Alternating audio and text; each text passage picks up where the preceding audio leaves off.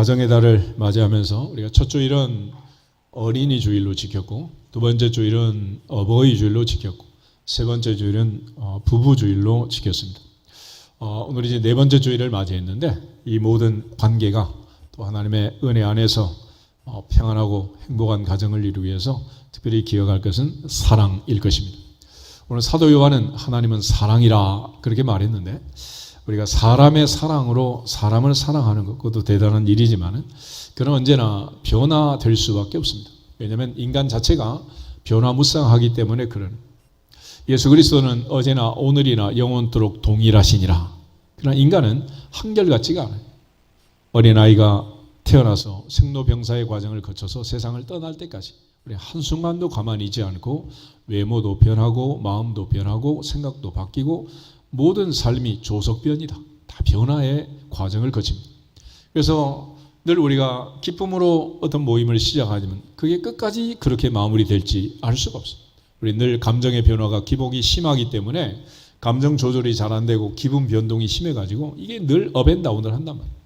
그러나 하나님은 한결같다. 그래서 오늘 사도 요한이 우리에게 강조하는 이 사랑은 하나님의 사랑. 하나님이 이같이 우리를 사랑하셨으니 우리가 서로 사랑하는 것이 마땅하도다. 마땅하도다. 그래서 하나님의 사랑을 한마디로 독생자를 보내신 사랑, 그 사랑을 얘기합니다. 사도 요한은 특별히 사랑의 사도라고 해요. 사랑의 사도. 사도 요한은 예수님의 사랑을 가장 많이 받았던 제자입니다. 그래서 특별히 주님이 나를 얼마나 사랑하시는가라는 걸 늘 마음에 새겼고, 그는 그 주님의 사랑으로 인하여 아주 자존감이 높은 그런 제자였습니다. 그런 차원에서 우리 모두가 이 가정의 달을 맞이해서 행복한 가정을 이루기 위해서 행복한 남편, 행복한 아내, 행복한 부모, 행복한 자녀, 행복한 형제 자매가 되려면 바로 이 하나님이 나를 사랑한다는 분명한 확신이 있어야 돼요. 우리 요한복음 13장을 한번 찾아보겠습니다. 요한복음 13장을 보시면은 사도 요한은 예수님의 만찬석에서 예수님께서 너희 중 하나가 나를 팔리라 그렇게 말해요. 그럴 때 건너편에 베드로가 앉아 있고 예수님의 품에 안겨 요한이 있었는데, 그때 당시 상황을 사도 요한은 이렇게 기록해 주고 있습니다. 22절부터 25절을 같이 한번 읽어보겠습니다. 제자들이 서로 보며 누구에게 대하여 말씀하시는지 의심하더라. 예수의 제자 중 하나 곧 그가 사랑하시는 자가 예수의 품에 의지하여 누웠는지라. 시몬 베드로가 머리짓을 하여 말하되 말씀하신 자가 누구인지 말하라 하니 그가 예수의 가슴에 그대로 의지하여 말하되 주여 누구니까. 아멘. 베드로는 건너편에 있고 요한은 주님 품에 가슴에 안겨 식사를 했다. 그 정도로 사도 요한은 주님이 나만 특별 총애했다라고 지금 자랑질을 하고 있는 겁니다. 그리고 특별히 건너편에서 베드로가 눈짓을 하면 누군지 물어봐. 그러니까 예수님께서 떡을 한 조각 찍어다가 지금 알려주시잖아요. 이 요한은 요한복음을 마칠 때까지 이 자랑질을 계속해요. 21장 한번 보실까요? 요한복음 21장. 예수님께서 베드로에게 세 번씩이나 반복 질문합니다. 요한의 아들 시몬아, 내가 나를 사랑하느냐? 주님은 베드로의 사랑에 대해서 확신을 갖도록 또 의심을 하면서 또 동시에 확신을 얻는 그런 답을 요구하고 계십니다. 그러나 이 요한에 대해서는 이런 사랑에 대한 질문을 아예 하지도 않아요. 요한은 처음부터 사랑했고 끝까지 사랑했기 때문에 그렇습니다. 19절부터 23절을 같이 한번 읽어보겠습니다. 이 말씀을 하시면 베드로가 어떠한 죽음으로 하나님께 영광을 돌릴 것을 가리키심이라라. 이 말씀을 하시고 베드로에게 이르시되 나를 따르라 하시니 베드로가 돌이켜 예수께서 사랑하시는 그 제자가 따르는 것을 보니 그는 만찬석에서 예수의 품에 의지하여 주님을 파는 자가 누구 오니까 묻던 자라라. 이에 베드로가 그를 보고 예수께 여짜오되 주님, 이 사람은 어떻게 되겠사옵나이까? 예수께서 이르시되 내가 올 때까지 그를 머물게 하고자 할지라도 내게 무슨 상관이냐? 너는 나를 따르라 하시더라. 이 말씀이 형제들에게 나가서 그 제자는 죽지 아니하겠다 하였으나 예수의 말씀은 그가 죽지 않겠다 하신 것이 아니라 내가 올 때까지 그를 머물게 하고자 할지라도 내게 무슨 상관이냐 하신 것이라라. 아멘. 사도 요한은 마지막까지 예수 품에 의지하여 주님이 사랑했던 제자는 바로 나다. 주님이 가장 사랑하는 제자는 바로 나다라고 지금 얘기를 하는 거예요. 그래서 베드로가 돌이켜 요한을 볼 때 예수께서 그 사랑하시는 그 제자라고 자기를 소개하고 있는 거예요. 이 정도면 애들 말로 자뻑 아니요? 그러니까 하나님의 사랑 앞에서 분명한 확신을 가져. 확신. 사역의 첫 번째 원리는 하나님은 당신을 사랑하시고 당신을 위한 놀라운 계획을 갖고 계십니다. 할렐루야. 이걸 진짜로 믿는다면 어깨 펴고 가슴 펴고 얼굴도 펴고 할렐루야. 그렇게 살아가게 되는 거예요. 이게 안 믿어지니까 자꾸 이제 의심을 하는 거죠. 예수께서 베드로에게 내가 나를 사랑하냐 3번씩이나 질문하고, 특별히 늙어서는 남이 내게 띠띠우고 네가 원치 않는 곳으로 데려갈 것이다. 그렇게 말할 때 베드로가 옆에 있는 요한을 보면서 물어요. 이 수제자, 예수님을 사랑하고 예수님 늘 지척에 있었던 제자지만 요한에 대해서 약간 자격지심이 있는 것 같아요. 이 제자는 어떻게 되겠습니까? 이렇게 묻잖아요. 그럴 때 요한은 아주 자랑스럽게 예수님이 사랑하는 그 제자 바로 나다라고 기록을 하는 거예요. 그리고 예수님께서 내가 올 때까지 그를 머물게 하고자 할지라도 내게 무슨 상관이냐. 그러자 이게 또 밖에 나가서 요한은 안 죽는다 그러더라. 이 정도로 소문이 날 정도면 예수님이 요한을 얼마나 사랑하셨는가를 모든 사람이 알았다 몰랐다? 알았다는 거예요. 그렇지만 예수님 말씀은 그게 아니고 내가 올 때까지 그를 머물게 하고자 할지라도 내게 무슨 상관이냐. 너나 잘하세요. 그랬잖아. 근데 우린 늘 비교의식을 가지고 자꾸 자기를 작게 만든단 말이에요. 요한처럼 주님의 사랑을 확신하고 넓은 가슴으로 주님의 사명을 감당하기를 주 이름으로 축복합니다. 늘 우리가 자꾸 자격지심이 들고 자꾸 사랑에 대한 확신이 없으니까 자꾸 작아지는 거예요. 그래서 애들도 확신이 없으면 자꾸 엄마한테 와서 엄마 나 사랑해? 아빠 나 사랑해? 진짜야? 자꾸 묻잖아. 이제는 사도 요한처럼 주님의 사랑을 확신하기를 축복합니다. 이 요한이 기록한 성경이 5권이에요. 이 요한복음과 더불어서 오늘 읽은 요한 1서, 요한 2서, 요한 3서, 그리고 요한 계시록 5권이 있는데 사도 요한의 아젠다, 주제는 항상 하나입니다. 사랑이었습니다. 사랑. 그래서 오늘 요한복음 13장 16절에도 하나님이 세상을 이처럼 사랑하사 독생자를 주셨으니 이는 저를 믿는 자마다 누구든지 멸망하지 않고 영생을 얻게 하려 하심이라 그랬습니다. 오늘 요한일서 4장에서도 하나님의 사랑을 소개할 때 하나님의 사랑은 우리에게 이렇게 나타나되었으니 하나님이 자기의 독생자를 세상에 보내시면 그로 말미암아 우리를 살리려 하심이라. 할렐루야. 그것이 사랑이라. 하나님의 가장 큰 사랑. 그 사랑의 목적은 주님을 우리에게 주신 것뿐만 아니라 그를 영접하는 자, 곧 그 이름을 믿는 자들에게는 하나님의 자녀되는 뭐 주신다? 권세. 우리에게 이 자녀의 권세를 주기 위해서. 또 예수께서 하나님의 아들 그리스도이심을 믿고 그 이름을 힘입어 생명을 얻게 하기 위한 특별한 목적을 가지고 주님이 이 땅에 오셨고 하나님 우리를 사랑하셨고 주님의 명령을 따라 하나님의 그 사랑의 명령을 따라서 주님은 십자가에 운명하셨습니다. 바울은 이를 두고 나를 사랑하사 나를 위하여 자기 자신을 버리신 하나님의 아들을 믿는 믿음 안에서 산다라고 말했습니다.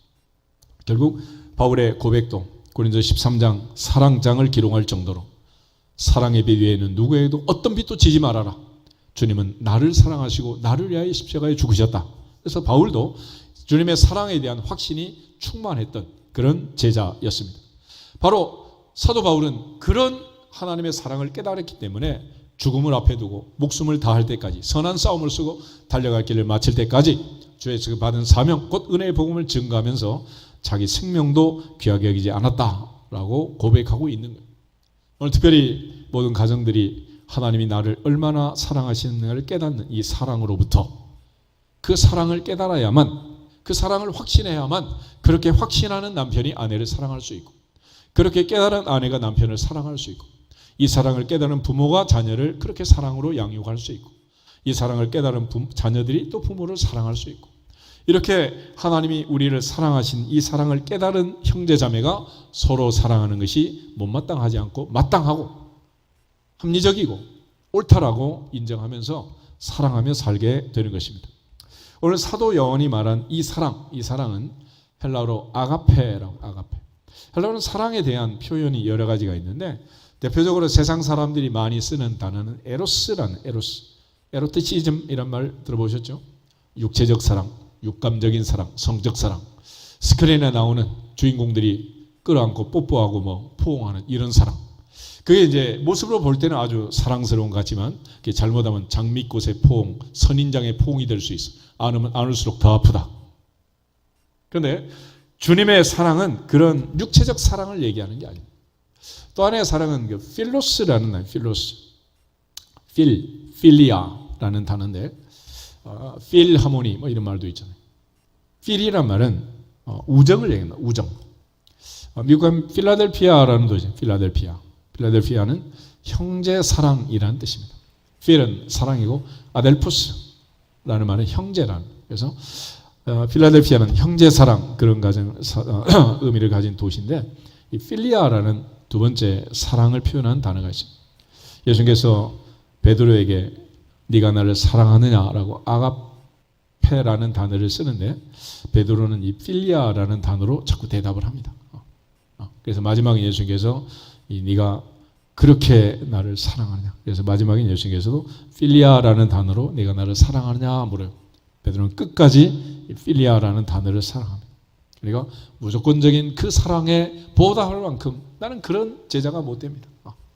나는 세 번 시간을 무너지고 부인했던 제자이기 때문에 감히 아가페라는 단어로 내가 무조건 끝까지 주님을 사랑합니다. 이런 고백을 못하는 거예요. 세 번째는 스토르게라는 말이죠. 이거는 가족 사랑. 가족 간에 사랑하는 사랑. 이거는 뭐 남녀 간의 사랑과 다른 또 다른 사랑이죠. 할아버지가 손자 손녀를 사랑하고 아빠 엄마가 자녀들을 사랑하고 형제 간에 사랑하는 가족의 이거는 스토르게라고 합니다. 그렇지만 이것과 달리 이제 하나님의 사랑은 아가페라고 하는데 이거는 무조건이다. 조건이 없는 거죠. 그래서 인간의 사랑은 언제나 조건적인 사랑이라면 하나님의 사랑은 무조건적인 사랑이다. 그래서 인간의 사랑은 항상 because of 뭐뭐 때문에 사랑하는 조건적 사랑이다. 때문에 사랑. 그렇지만 하나님의 사랑은 in spite of 그럼에도 불구하고 하나님이 우리를 사랑하신다. 그래서 바울은 로마서 5장에서 우리가 아직 연약할 때 우리가 죄인이었을 때, 곧 원수였을 때 예수님은 우리를 사랑하셔서 십자가에 죽으셨고 하나님은 그 십자가의 죽음으로 우리에 대한 자기 사랑을 확증하셨느니라. 이런 하나님의 사랑은 무조건적인 사랑이다. 그런데 인간이 말하는 사랑의 조건, 이 조건은 늘 변하게 되어 있습니다. 변하는 외모도 변하고 내면의 세계도 변하고 자꾸 변하는 거예요. 그러니까 그때 그런 줄 알았는데 지금 보니 아니라는 거예요. 그때는 맞고 지금은 틀리고 상황이 바뀐 거예요. 그러니까 자꾸 이제 또 다른 얘기를 하는 거죠. 결과적으로 하나님이 만약 그렇게 우리에게 사랑을 하실 때 변덕을 부린다면 우린 벌써 죽었다. 그런데 요한복음 13장 1절 다시 보겠습니다. 요한복음 13장 1절에 보면 예수님께서는 마지막 만찬을 드시면서 그 중에 하나가 자기를 팔 걸 알았지만 12제자를 향하여 주님의 사랑을 표현합니다. 1절 한 절만 보겠습니다. 6월절 전에 예수께서 자기가 세상을 떠나 아버지께로 돌아가실 때가 이른 줄 아시고 세상에 있는 자기 사람들을 사랑하시되 끝까지 사랑하시니라. 언제까지? 끝까지. 그래서 예수께서는 볼지어다 내가 세상 끝날까지 너희와 항상 함께 있으리라. 하나님의 사랑은 끝없는 사랑, 변함없는 사랑, 무조건적인 사랑, 끝까지 가는 사랑, 끝까지. 하나님은 너의 출입을, 나의 출입을 지금부터 언제까지? 영원까지 지키시리로다. 이거 하나님의 사랑은 영원부터 영원까지 동일하다. 동일해. 히브리서 13장 8절에 가면 예수 그리스도는 어제나 오늘이나 영원토록 동일하십니다. Jesus Christ is the same. 똑같다. Yesterday, today, and forever. 어저께도 오늘도 영원토록 똑같다. 그런데 우리는 어제와 오늘이 다르고 오늘과 내일이 다르고 우리는 내일을 알 수가 없는 거예요. 지금 같으면 베드로처럼 죽는데도 오게도 가겠습니다라고 말하지만 막상 목에 칼에 위협이 오면 또 모른다고 부인할지 알 수가 없는 거예요. 그게 인간이라면 인간. 그러나 하나님께서는 끝없는 사랑으로 끝까지 사랑하시는 그 사랑으로 우리를 사랑하심을 믿고 믿어지기를 축복합니다. 그런 측면에서 신앙생활은 초지일관이 중요하다. 한결같아요. 근데 우리는 너무 변덕을 많이 부리는 거죠. 그래서 인간에게 있어서는 이러한 사랑의 변덕을 방지하기 위해서 서약이라는 거예요. 서약. 우리가 임직을 할 때도 서약을 하죠. 결혼할 때도 서약을 하죠. 왜 서약을 합니까? 항상 건강하고 항상 행복하고 항상 이보다 좋을 수는 없다. 그러면 서약이 필요 없는 거예요. 인간은 변화무쌍하기 때문에 인간은 건강할 때가 있지만은 병들어 죽게 될 때가 생기고 모든 게 번성하고 풍성하고 꽃피는 봄날처럼 아름다울 때가 있겠지만은 가을에 낙엽지는 겨울이 찾아오는 앙상하고 차가운 겨울도 맞이할 수 있다. 그때를 위해서 서약을 하는 거잖아요. 그런데 결과적으로 그때를 위해 서약을 한 건데 이게 막상 그때가 되면 또 변덕을 부리는 거예요. 그렇지만 하나님께서는 우리가 아직 연약할 때도 사랑하시느니라. 죄인이었을 때도 사랑하시느니라. 원수가 되어도 사랑하시느니라. 만약 여러분이 죄를 짓고 법정에서 판결을 받고 감옥에 들어가면 그래도 사랑하는 분은 오직 한 분, 하늘에 하나님밖에 없다는 거예요. 내가 코너에 몰리고 궁지에 몰리고 나를 가까이 하고 나를 면회하고 나를 사랑한다는 말을 해가지고 자기한테 손해가 갈 것 같으면 내게 가까이 오는 사람이 누가 있겠어요? 그렇지만 그때도 주님은 나를 사랑하시느니라. 끝까지 사랑하시느니라. 그 하나님의 사랑을 깨닫고 그 사랑의 하나님의 사랑을 받은 자만 형제자매를 사랑할 수가 있다는 거예요. 그러니까 우리는 사랑할 만한 깜이 안 되는 거예요. 그래서 사도 요한이 말하기를 하나님이 이같이 우리를 사랑하셨은즉 그 사랑을 깨닫고 사랑하는 자만 그 사랑을 받아야만 사랑할 수 있느니라. 그래야만 사랑할 수가 있는. 그래서 이제 5월 가정의 달을 맞이하면서 이 하나님의 무조건적인 사랑, 끝까지 가는 사랑, 변함없는 그 사랑을 마음에 다시 한번 새기고 그 사랑으로 남편을 사랑하고 아내를 사랑하고 부모를 사랑하고 자녀를 사랑하고 형제자매를 사랑하고 며느리도 사위도 사랑하고 신우도 옳게도 사랑하고 사돈도 오촌도 육촌도 사랑하고 사랑이 충만하기를 주의 이름으로 축복합니다. 그런데 또 하나 이제 조심할 게 있어요. 그게 뭐냐면 오늘 요한복음 13장 다시 보시면 2절에 예수님이 마지막 식사를 하시는데 거기 초대받지 않는 손님 하나가 듣는 거예요. 같이 한번 보겠습니다. 마귀가 벌써 시몬의 아들 가룟 유다의 마음에 예수 팔려는 생각을 넣었더라. 아멘. 여러분 이 사실을 잘 기억하셔야 됩니다. 어느 가정이나 마찬가지예요. 에덴 동산에 하나님께서 에덴을 창설하시고 아담과 하와를 창조하시고 그래서 행복하게 살라고 에덴 동산을 주셨단 말이에요. 그런데 그곳에 어떤 녀석이 틈을 파고드는 거니 사탄이 뱀이 들어오기 시작합니다. 그래서 하나님은 우리를 사랑하시는데 하나님이 우리를 사랑하면 사랑할수록 사탄은 질투를 하게 돼요. 질투. 그래서 부러우면 지는 거라고 그러죠. 그런데 하나님도 출애굽기 20장을 보면 하나님도 질투하는 하나님이라고 얘기를 합니다. 다시 말해서 질투는 사랑할 때만 생기는 감정이지 사랑하지 않는데 질투가 생긴다. 이건 있을 수가 없는 거예요. 그래서 하나님께서는 우리를 사랑하시고 또 우리가 하나님 아닌 다른 유혹과 미혹에 빠질 때 하나님은 질투하신다라고 말해요. 그래서 에덴 동산에서부터 우리 행복한 인생을 살 수 있는 조건을 만들어 놨지만 주의사항이 뭐냐?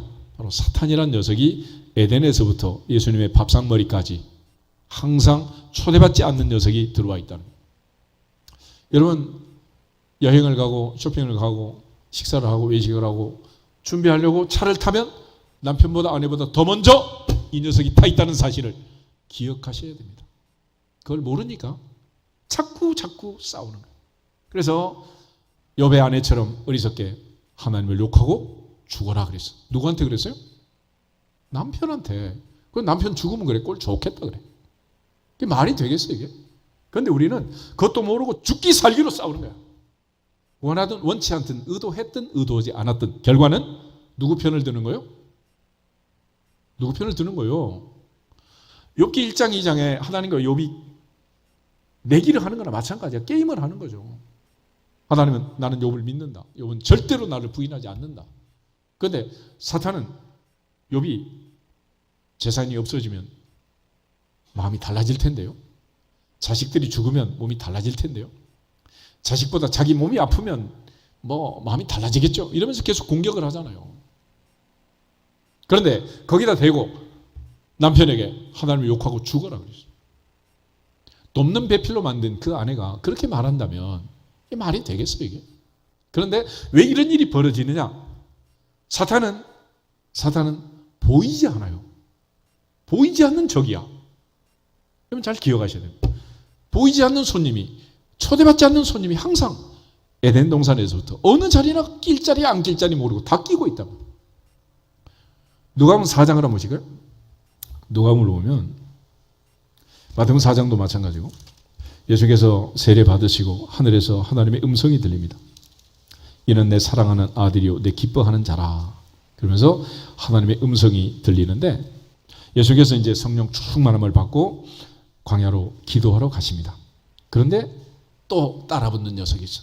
4장 1절, 2절, 2절만 보겠습니다.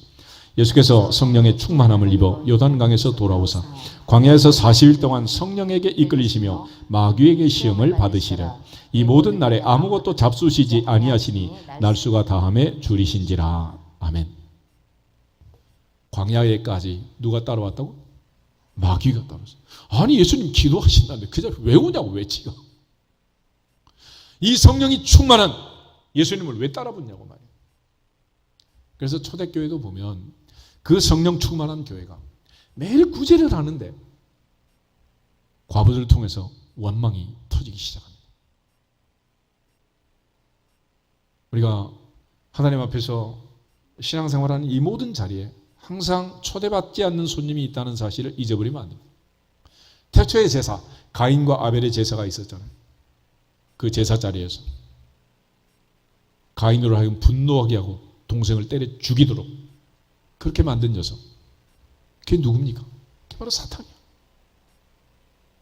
사탄은 처음부터 죽이는 게 목적이에요. 죽이는 게. 죽으라는 거예요. 죽어. 왜 죽어야 되느냐? 그 계보를 통해서 장차 마침내 누가 오시는 거예요? 예수님이 오시는 거예요. 그래서 사울이 다윗을 죽이려고 죽기 아니면 살기로 그렇게 죽을 때까지 죽이려고 쫓아다니잖아. 다윗이 죽어야 누가 못 오시는 거예요? 예수님이 못 오십니다. 그래서 예수님이 태어나는 그 동정녀 탄생 베들레헴 그 말구에서 태어나신 예수님, 그 예수님마저 죽이려고 베들레헴에서 2살리의 아이를 모조리 학살했잖아요. 헤롯 왕을 시켜가지고. 그 배후에 누가 있다? 누가 있어요? 사탄이 있다니까. 사탄이. 예수께서 밤이 맞도록 수고하시고 철야하고 12제자를 세웠습니다. 예수님이 12제자 임명하는 그 자리에 지금 누가 있느냐? 사탄이 있어. 사탄이. 그래서 가룟 유다를 유혹하는 거죠. 오늘 이제 마지막 요한 13장에도 식사 자리에서 예수님께서 너희 중 하나가 나를 팔리라 말씀하세요. 그리고 요한이 누굽니까 그러자 내가 떡을 한 조각 찍어서 주는 자가 그다 라고 예수님께서 유다에게 떡을 주는데 놀라운 사실이 있어요. 요한 13장 26절 27절 우리 2절을 같이 한번 보겠습니다. 예수께서 대답하시되 내가 떡 한 조각을 적셔다 주는 자가 그니라 하시고 곧 한 조각을 적셔서 가롯 시몬의 아들 유다에게 주시니 조각을 받은 후 곧 사탄이 그 속에 들어간지라. 아멘. 예수님이 떡을 줬는데 어떤 녀석이 또 장난을 치는 거예요? 사탄이 또 장난을 쳐. 사탄. 그래서 우리가 영적으로 민감하지 않으면 안 돼요. 그래서 사도 바울은 아예 머리부터 발끝까지 하나님의 전신갑주로 무장을 해요. 틈을 주면 안 된다. 틈. 몸도 마음도 틈을 주면 안 된다. 그래서 사탄은 능력이 있는 게 아니라 유혹하고 미혹하는 템터, 유혹하는 자, 미혹하는 자라고 말하는. 강제로 하지 않아요. 유혹하고 미혹하는 것이. 마음을, 생각을 자꾸 흔들어대는. 그래서 다윗은 내 입의 말이 마음의 묵상이 주님 앞에 연락되기를 원합니다. 내 입에 파수꾼을 세워주세요. 그런 거예요. 우리가 늘 이 유혹의 미혹에 넘어가지 않기를 주 이름으로 축복합니다. 그래서 주님은 끝까지 우리를 사랑하지만 사탄은 끝까지 우리를 유혹하고 미혹하는 이 전쟁 상황을 항상 기억해야 됩니다. 시편 23편을 보면 다윗의 시편에 등장인물이 셋이에요. 여호와는 나의 목자시니 내가 부족함이 없으리로다. 하나님 계시고 나만 있으면 문제가 없지. 그런데 내 원수의 목전에서 내게 상을 차려주시고 또 누가 등장해? 원수가 있어. 원수. 그러니까 하나님과 나 사이에 하나님과 나 사이에 내가 하나님을 사랑하고 하나님이 나를 사랑하고 나의 힘이 되신 여호와의 내가 주님을 사랑합니다. 다윗은 하나님을 사랑하고 내가 이세 아들 다윗을 만나니 내 마음에 맞는 자라. 하나님이 다윗을 사랑하고. 그래서 사탄의 특징은 뭐냐면 지가 이기는 방법은 하나님과 다윗 사이를 이간질시키는 거예요. 하나님과 우리 사이를 이간질시키는 것입니다. 우리가 승리하는 방법은 뭐냐? 우리의 사랑이 아니라 하나님의 사랑, 끝없는 사랑, 무조건적인 사랑, 변함없는 그 사랑으로 하나님이 나를 사랑하신 것처럼 내가 하나님을 사랑하고 남편과 아내가 사랑하고 부모와 자녀가 사랑하고 형제가 자매가 사랑하면 사탄은 이길 수 없느니라. 할렐루야. 그래서 우리가 이기는 방법은 뭐냐? 바로 그 하나님의 사랑을 깨닫고 우리가 사랑하는 거예요. 로마서 8장을 보겠습니다. 37절에서 39절.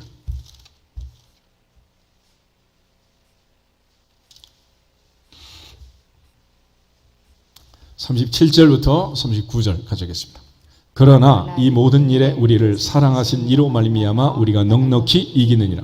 내가 확신하노니 사망이나 생명이나 천사들이나 권세자들이나 현재 일이나 장래 일이나 능력이나 높음이나 깊음이나 다른 어떤 피조물이라도 우리를 우리 주 그리스도 예수 안에 있는 하나님의 사랑에서 끊을 수 없으리라. 아멘. 하나님의 사랑을 믿기 때문에 우리는 그 사랑 안에서 우리를 사랑하신 주님의 사랑을 믿기 때문에 우리는 넉넉히 이긴다라고 바울처럼 확신할 수 있고, 바울은 그 사랑을 믿었기 때문에 확신했기 때문에 우리가 넉넉히 이긴다라고 선포하는 거예요. 만약 하나님의 사랑이 우리 사랑처럼 변덕을 부린다면 우리는 아무 일도 장담할 수 없습니다. 그렇지만 환난이나 곤고나 기근이나 적신이나 위험이나 칼이나 그 어떤 일이 우리에게 벌어진다고 해도, 설사 내가 죄를 짓고 사형수가 되고 무기징역을 받는다고 해도 하나님은 나를 사랑하시느니라. 변치 않는다. 여러분 다 나를 버리고 떠날지라도 주님은 나를 사랑한다. 그래서 예수님의 12제자가 다 떠나도 예수님이 십자가형을 받고 사형수가 되어서 버림받아 골고다로 가지만은 하나님은 끝까지 사랑하시니라. 끝까지 사랑하시니라. 주님은 그 사랑을 우리에게 보여주고 그 사랑으로 서로 사랑으로 막 얘기하는, 사탄을 겁나게 하는 방법, 떠나게 하는 방법은 뭐냐? 사랑하는 거예요. 그런 사탄은 틈을 노릴 수가 없습니다. 근데 우리는 어리석어서 이 작전에 말려 들어가지고 잘 놀다가도 어려서부터 어때? 또 싸우고 금방 깔깔깔 하다가 또 싸우고 막 이러잖아. 이걸 계속 반복하는 일상이 되고 만 거예요. 일상. 그래서 이제는 아예 사탄이 있는지도 없는지도 모르고 그냥 싸우는 거죠. 아침에 일어나는 그 첫 시간, 내가 주님께 기도하는 그 시간도 사탄은 틈을 탈 수가 있고, 하루 일을 마치고 저녁에 고요하게 잠자리 드는 그 시간, 하나님께 기도하는 그때도 틈을 탈 수가 있어요. 우리가 맛있게 식사하는 그 식사 자리에도 초대하는 손님이 와가지고 죄를 뿌릴 수가 있고, 우리가 평생에 한 번 맞는 환갑, 진갑 잔치에도 사탄이 틈탈 수가 있는. 예수님 마지막 만찬을 드시고 마지막 밤 지금 제자들과 마지막 말씀을 나누는 그 자리에 또 녀석이 와 있잖아요. 항상 긴장하셔야 됩니다. 신앙생활은 영적 전쟁이다. 아멘. 그럼 인사하겠습니다. 신앙생활은 영적 전쟁입니다. 신앙생활은 영적 전쟁입니다. 근데 이게 문제가 되는 게 적이 보이면 좋은데 이 적이 안 보이는 거예요. 그동안 보이지 않는 적 바이러스와 싸웠잖아요. 대한민국 정부가 바이러스를 잡을 수 있나요? 미국의 바이든 대통령이 미국의 대통령의 권한을 가지고 바이러스를 때려잡을 수 있냐고. 보이지 않는 적을 어떻게 잡아요? 그 말도 안 되는 거죠. 그래서 하나님 앞에 지혜를 구하라고 하고, 지혜라는 것은 참과 거짓을, 적군과 아군을 분별하는 능력, 그걸 지혜라고 하는 거예요. 누가 적군이고 누가 아군인가를 알아야 되는데 우린 이걸 깨닫지 못하니까 늘 영적 전쟁을 하지 않고 혈육이 싸우는, 남편과 아내 싸우고 형제 자매가 싸우고 형이 동생을 죽이고 이런 일을 하는 거예요. 오늘 이 하나님의 사랑, 무한하신 사랑, 끝없는 사랑, 변함없는 그 사랑을 회복하시기를 축복합니다. 그러면 승리하게 돼 있어요. 그래서 하나님께서는 우리를 사랑한다라고 말할 때 이 관계를 구약에서는 이제 하나님과 하나님의 백성의 관계로, 때로는 남편과 아내의 관계로 설명을 해요. 근데 그렇게 해놨더니 이게 남편이 아내를 배말하는, 고멜이 호세아를 떠나 음란한 짓을 하고 이렇게 가정이 파괴되는 이런 일이 너무 많은 거예요. 그래서 신약에 와서는 하나님께서 더 이상 하나님과 하나님의 백성 이런 관계가 아니라 아버지와 아들의 관계로 업그레이드를 시키는 거예요. 구약에서는 특별히 에레미야에게 모세가 돌비에 새겼던 그 언약을 이제는 마음에 새겨라. 마음에. 근데 구약에서는 아직도 강조하는 게 뭐냐면 나는 그들의 하나님이 되고 그들은 내 백성이 된다. 하나님과 백성의 관계로 설명을 해요. 우리 에레미야 31장을 한번 찾아보겠습니다. 에레미야 31장 31절에서 33절을 보겠습니다. 에레미야 31장 31절부터 33절 여호와의 말씀이니라 보라 날이 이르리니 내가 이스라엘 집과 유다 집에 새 언약을 맺으리라. 이 언약은 내가 그들의 조상들의 손을 잡고 애굽 땅에서 인도하여 내던 날에 맺은 것과 같지 아니할 것은 내가 그들의 남편이 되었어도 그들이 내 언약을 깨뜨렸음이라. 여호와의 말씀이니라. 그러나 그날 후에 내가 이스라엘 집과 맺을 언약은 이러하니 곧 내가 나의 법을 그들의 속에 두며 그들의 마음에 기록하여 나는 그들의 하나님이 되고 그들은 내 백성이 될 것이라. 여호와의 말씀이니라. 아멘. 마음에 새겨라. 그러니까 구약 성경에서 제일 중요한 마음에 새길 딱 한 구절이 있으면 그게 뭐냐? 나는 그들의 하나님이 되고 그들은 내 백성이 되리라. 이 말씀입니다. 나는 그들의 하나님이 되고 그들은 내 백성이다. 그래서 이스라엘 백성들은 자존감이 굉장히 높습니다. 전 세계 인구의 0.25%밖에 안 되는 민족이 노벨상의 25%를 차지하는 민족. 그 많은 벤처가 쓰러졌다 망하지만 이 벤처로 가장 두각을 내는 민족 중에 하나가 이스라엘 사람. 그들이 갖고 있는 민족의 자존감은 뭐냐? 선민의식. 누가 우리를 택했다는 거예요? 하나님이 우리 민족을 택했다. 우리 민족은 하나님이 택한 민족이다.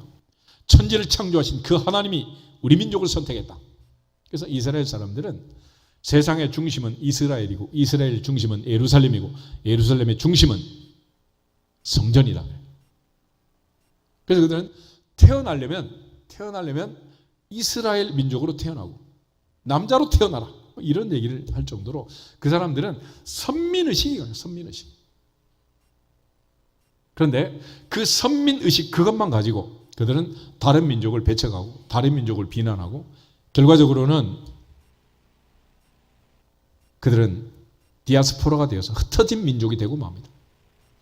예수께서 오셔서 너희는 가서 모든 민족으로 제자를 삼아라. 민족 단위로 하나님이 차별하지 않는다는. 그리고 그 하나님의 사랑을 우리에게 가르쳐 줄 때 이거는 하나님이 그들은 하나님의 백성 이게 아니라 이제는 변할 수 없는 사랑, 끝없는 사랑, 끝까지 가는 사랑, 아버지와 아들, 아버지와 딸, 부모와 자녀의 사랑으로 하나님께서 정리를 하여. 우리 고린도서 6장을 한번 보겠습니다. 고린도서 6장 14절에서 18절을 보겠습니다. 고린도서 6장 14절 너희는 믿지 않는 자와 멍에를 함께 매지 말라. 의와 불법이 어찌 함께하며 빛과 어둠이 어찌 사귀며 그리스도와 벨리알이 어찌 조화되며 믿는 자와 믿지 않는 자가 어찌 상관하며 하나님의 성전과 우상이 어찌 일치가 되리요. 우리는 살아계신 하나님의 성전이라. 이와 같이 하나님께서 이르시되 내가 그들 가운데 두루 거하며 두루 행하여 나는 그들의 하나님이 되고 그들은 나의 백성이 되리라. 그러므로 너희는 그들 중에서 나와서 따로 있고 부정한 것을 만지지 말라. 내가 너희를 영접하여 너희에게 아버지가 되고 너희는 내게 자녀가 되리라. 전능하신 주의 말씀이니라. 아멘. 하나님께서 특별히 이스라엘 백성들에게 나는 그들의 하나님이 되고 그들은 내 백성이 된다. 주리 19장에 보면 이스라엘 백성들을 출애굽시켜 시내산에 세우고 모세를 통하여 말씀하십니다. 열방이 세 개가 다 내게 속하였다. 너희도 내게 속했다. 너희는 택한 백성이고 거룩한 백성이고 제사장의 나라다. 나는 너희의 하나님, 너희는 내 백성이다. 그렇게 말씀하셨는데 이 백성이 가나안에 들어가면서 우상을 섬기고 변절하잖아요. 그래서 이제는 그런 하나님과 백성 선민의식 가지고는 안 된다. 그래서 하나님께서 이제 우리를 영접해서 아버지가 되고 우리는 하나님의 자녀가 된다.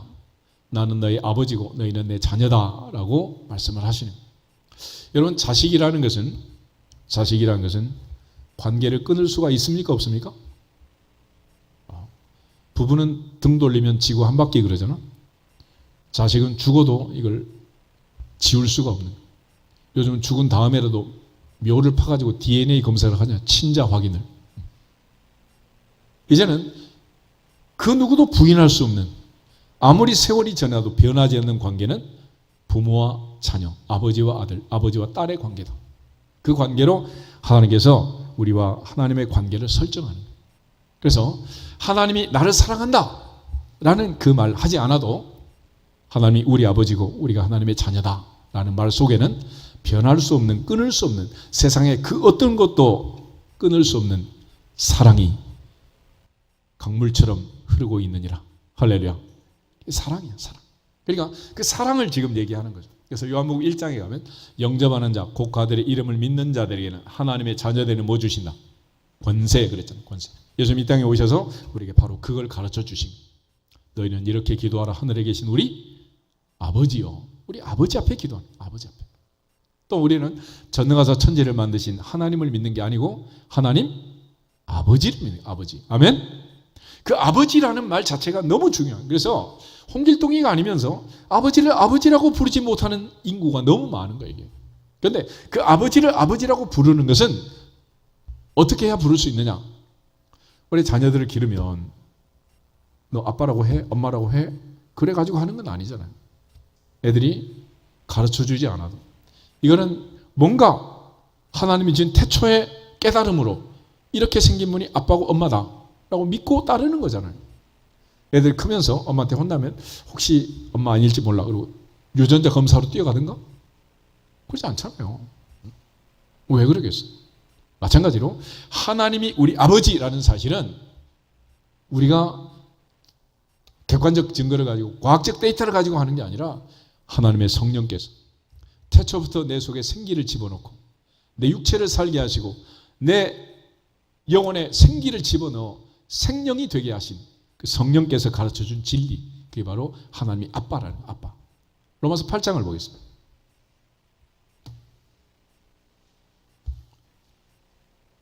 14절부터 17절을 보겠습니다.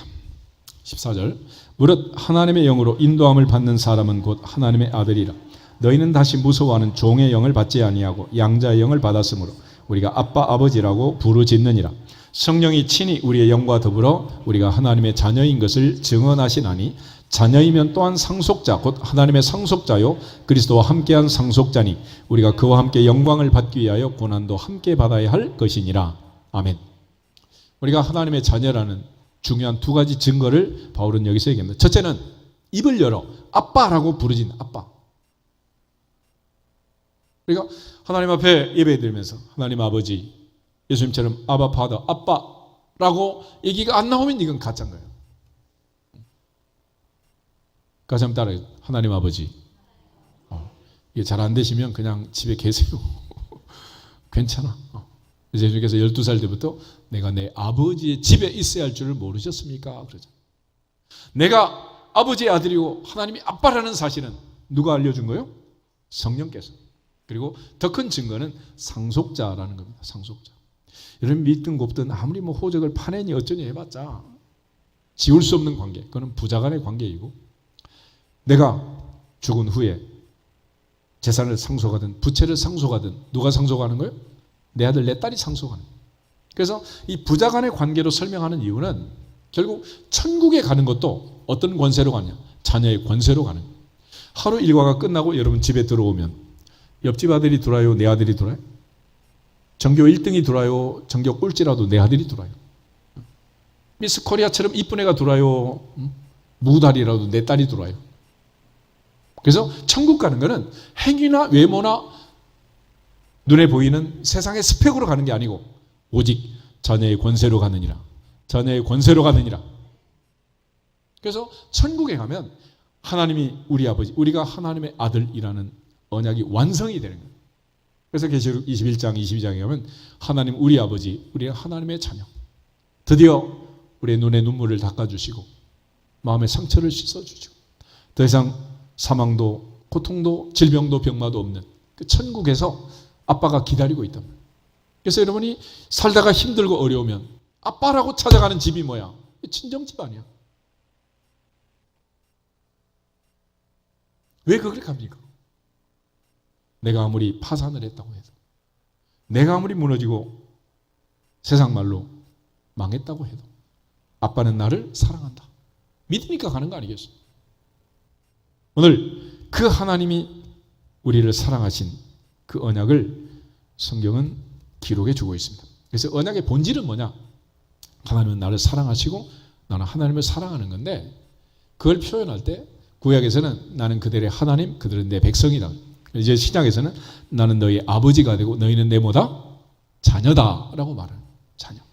그러므로 우리가 팬데믹이 오고 코로나가 아무리 와도 하나님의 자녀는 아버지의 집을 찾아올 수밖에 없고 떠나갈 수가 없는 거예요.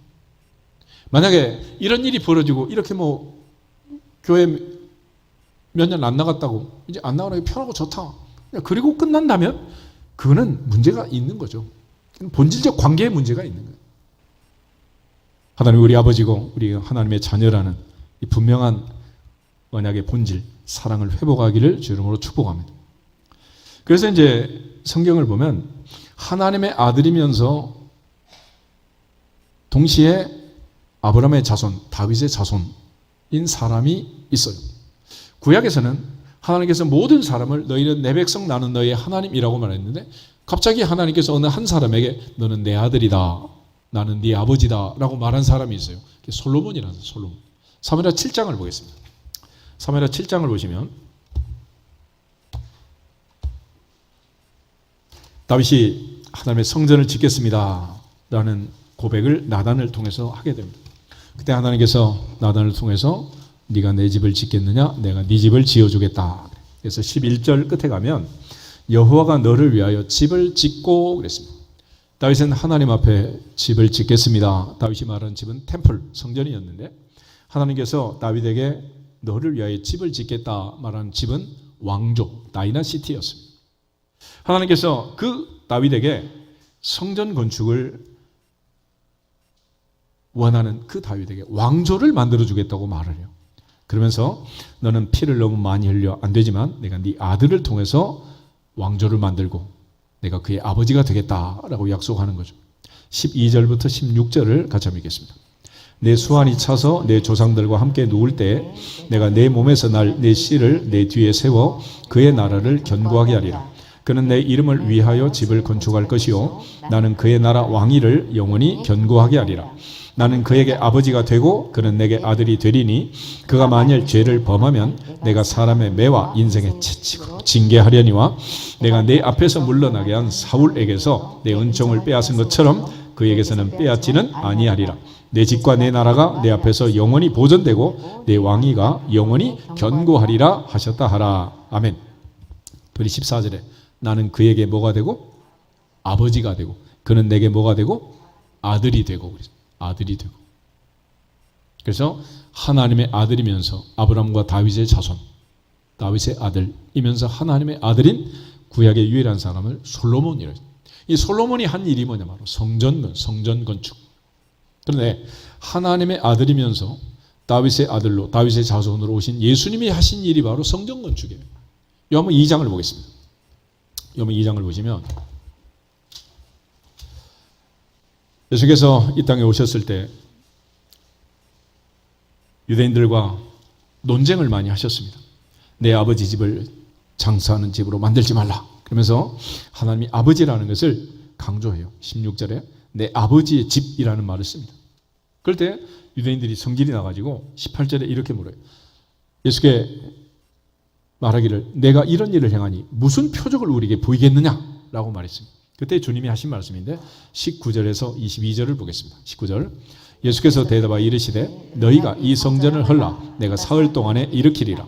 유대인들이 이르되 이 성전은 46년 동안의 지역권을 내가 3일 동안에 일으키겠느냐 하더라. 그러나 예수는 성전된 자기 육체를 가리켜 말씀하신 것이라. 죽은 자 가운데서 살아나신 후에야 제자들이 이 말씀하신 것을 기억하고 성경과 예수께서 하신 말씀을 믿었더라. 아멘. 예수님의 성전 건축은 인류의 죄를 짊어지고 십자가에 죽으시고 죄값을 지불하시고 누구든지 주를 믿는 자마다 영생하고 구원을 얻도록 사흘 만에 부활 승리하신 것입니다. 구약의 성전은 죄인이 가서 제물을 바치고 제사장이 그 제물에 피를 번제단에 뿌리고 바르고 하나님 앞에 사죄의 은혜를 구했어요. 그런데 이제 예수님께서 이 모든 것을 완성한 구약의 모든 제사 제도를 성전 제도를 완성한 사건이 십자가 사건이었습니다. 예수님께서 사흘 만에 이 모든 것을 완성하겠다라고 말씀하신 거죠.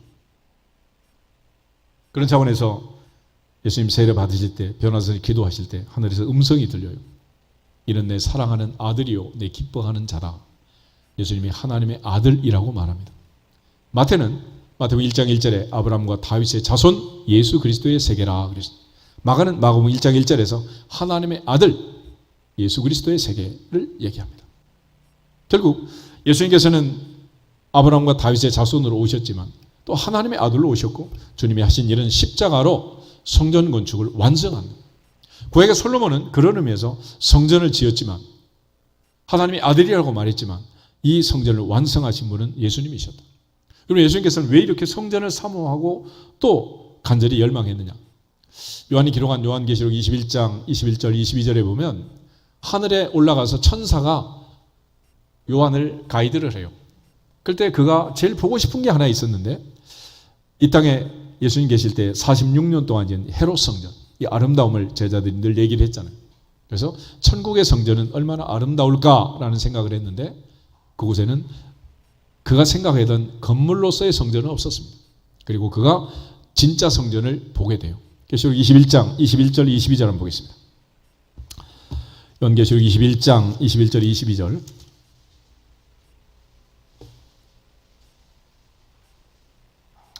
가지겠습니다. 그 12문은 12진주니 각 문마다 한 개의 진주로 되어 있고 성의 길은 맑은 유리 같은 정금이더라. 성 안에서 내가 성전을 보지 못하였으니 이는 주 하나님 곧 전능하신 이와 및 어린 양이 그 성전이심이라. 아멘. 성전의 본체, 성전은 하나님이 성전이고 어린 양이 성전이라. 물론 우리가 하나님 중심, 말씀 중심, 교회 중심, 중심을 얘기하잖아요. 그 중심에 누가 있느냐? 하나님이 계시고 말씀이 있고 주님이 계시고 할렐루야. 그래서 성전도 성전 안에 지성소가 있고 지성소 안에 법궤가 있고 법궤 뚜껑을 열면 그 안에 말씀의 돌비가 있잖아요. 말씀이 뭐냐? 태초에 말씀이 계시니라. 이 말씀이 하나님과 함께 계셨으니 이 말씀이 곧 하나님이시니라. 할렐루야. 그래서 오늘날 우리가 교회의 중심도 바로 하나님이 중심이고 가정의 중심도 하나님 아버지가 중심이고 예수 그리스도가 주인이고 하나님 중심, 말씀 중심, 교회 중심으로 신앙생활을 해야 영적 전쟁에서 우리가 승리할 수 있습니다.